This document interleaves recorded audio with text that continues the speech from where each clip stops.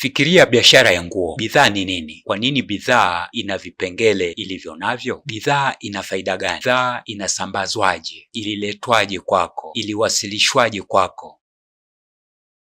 Uliijuaje bidhaa hiyo? Inagharimu kiasi gani? Fikiria biashara ya chakula. Bidhaa ni nini? Kwa nini bidhaa ina vipengele ilivyo navyo? Bidhaa ina faida gani? Bidhaa inasambazwaje? Iliwasilishwaje kwako? Uliijuaje bidhaa hiyo? Ulipataje habari kuhusu bidhaa hiyo? Bidhaa inagharimu kiasi gani? Bidhaa ina gharama na thamani gani kwa wateja? Bei ya bidhaa ilikuwa ni ipi? Sasa fikiria kuhusu wazo lako la biashara. Umejifunza kitu gani kitakachokusaidia kama mteja kuhusu bei, usambazaji na mawasiliano ya bidhaa zako za nguo na chakula?